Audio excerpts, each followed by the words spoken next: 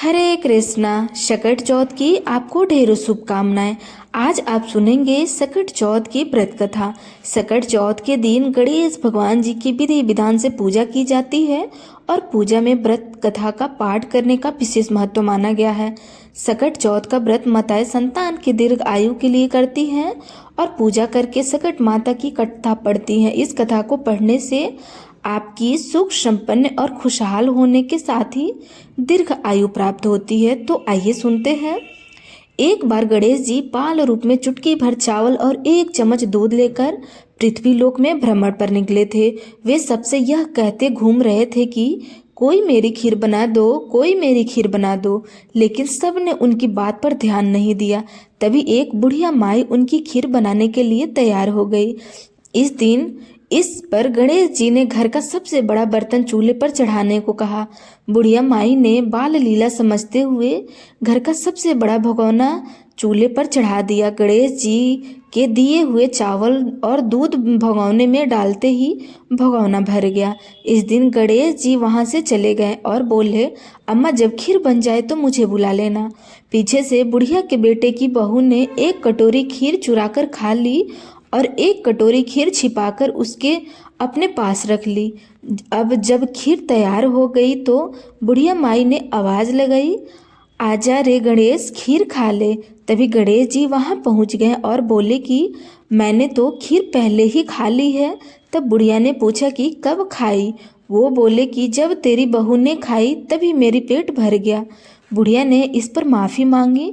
उसके बाद जब बुढ़िया ने बाकी बची खीर का पूछा कि क्या करें, इस बारे में पूछा तो गणेश जी ने उसे नगर में बंटवाने को कहा और जो बच्चे उसे घर के जमीन में गाड़ने को बोल दिया। अगले दिन जब बुढ़िया उठी तो उससे अपनी झोपड़ी महल में बदली हुई और खीर के बर्तन सोने जवाहरातों से भरे मिले थे। गणेश जी की कृपा से बुढ़िया का घर धन दौलत से भर गया।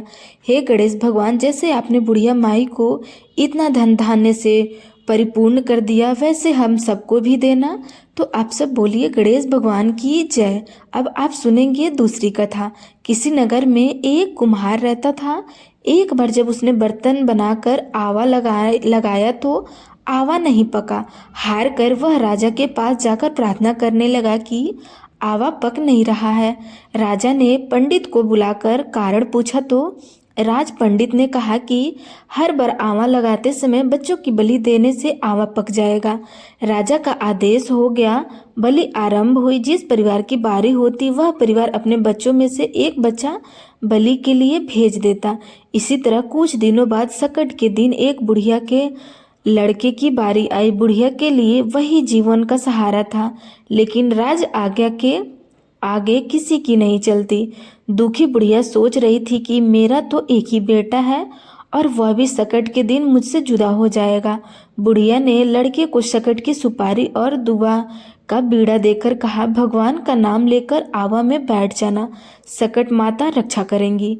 बालक को आवा में बैठा दिया गया और बुढ़िया सकट माता के सामने बैठकर पूजा करने लगी। पहले तो आवा पकने में कई दिन लग जाते थे, पर इस बार सकट माता की कृपा से एक ही रात में आवा पक गया था।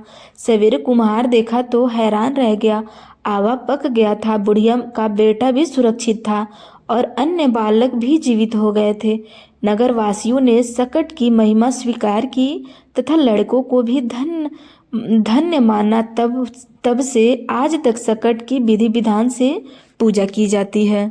तो आप सब प्रेम से बोलिए गणेश भगवान की जय।